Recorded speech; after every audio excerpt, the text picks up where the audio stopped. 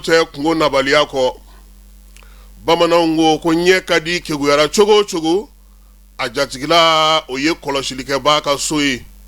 mali furuba baraka yoro be chogo di bi mali kenre ye baraka yoro be chogo di bi mali baraka yoro yere be chogo di bi falai blanyere ma tonyere ma somaya ko limana ko teriko ko bininga na aunga faso chake daw bela jile chi falai minye aunga baraka yoro baulai anga ministry so baulai anga jago yuro baulai falai ko kibariya chejugu baraka yoro be dafreni komunu ye falai nyema de bo me fo labana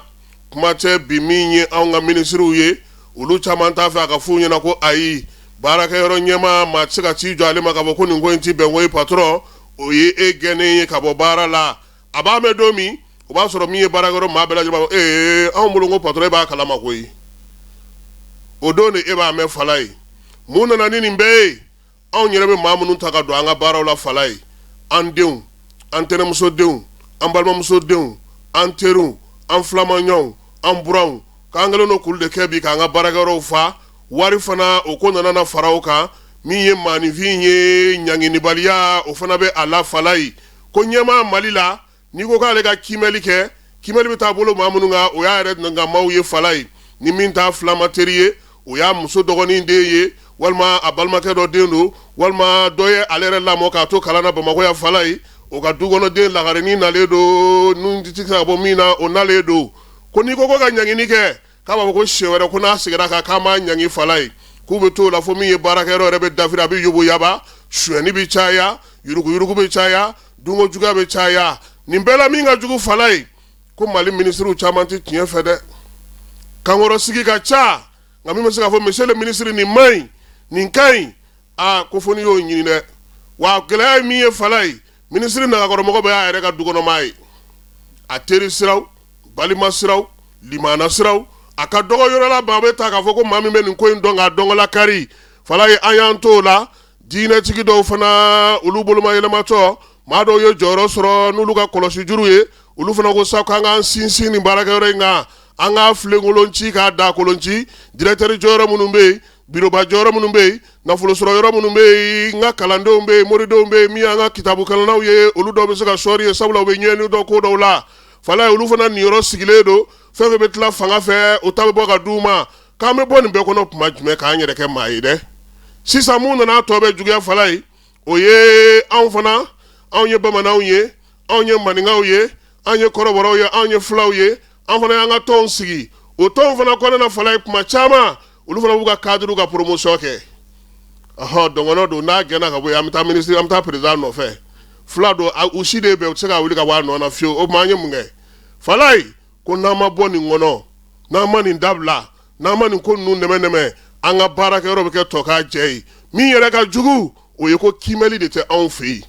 ministry te jiga yiningali ke directeur te jiga yiningali ke wa koko kama ko mere mi ye falai wati do le bisa ministry do na ka baraka yoro mo bela jile sigle la je kelengene ka te o do ko barate ke o baraka yoro la mama mo go ministry so la ku bela jile bole no ministry bole chef de cabinet be mi ye secrétaire général boledo ale en planton fala mbela jile bita kene ka sabula perjem ne bisura la mandege no legi kami bo bi ode no fe sabula ala ni sebeni ngoro burama sababu do faralo warga falai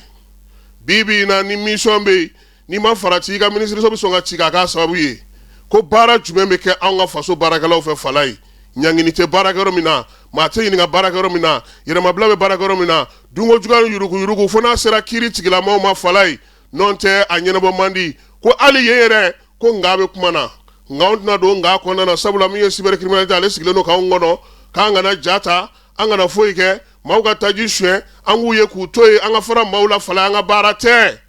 daliobe bomi ka iraka bo ko dungo jugano yurugu be sena anga jamana ben ni la de falai ma chama ngu jigila sigira ka fo mi e franje la fanga ye sura si fanga do una yira mawla ka fo ko min tebe o tebe falai kanya nendo ulu fana kono ku yeleba ku ke mawara ye surasi na le ibla barala akimeli abi nyiningala nga sina ka suma ko mi fleni ye anga faso barakaro baw uba fe ka fere mun sigi senga jamana don ninga ko e minye ama fe fe mun nga siketeli ala ama sanga jamana mun ma falai an ka ni mara taabolo in tɛ se k'an wasa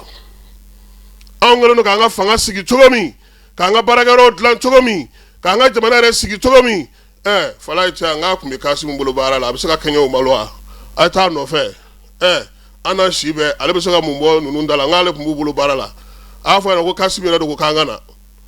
falaye nin de kɛlen don k'an sɛgɛn an yɛrɛ ɲɛna ko maa wɛrɛ nɔ don an bɛ maaw jalaki dɛ an bɛ fɛn caman fɔ maaw ma dɛ nka belebeleba an yɛrɛ la dɛ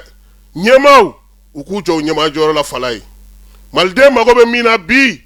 o ye ale yɛrɛ bɛ se k'a ka baara kɛ cogo min k'a ka dahirimɛ sɔrɔ k'a sɔrɔ a ma sɛmɛ maa la o bɛ kɛ ni mun ye faso cakɛda minnu bɛ yen faso baarakɛyɔrɔ minnu bɛ yen jamanadenw bɛɛ lajɛlen niyɔrɔ ye fɛn minnu ye falaye olu ka kɛ jɛlenya kan jɔnni tun bɛ se k'a dɔn k'a fɔ ko tajiko bɛ kɛ tan anw ka jamana kɔnɔ miliyari 3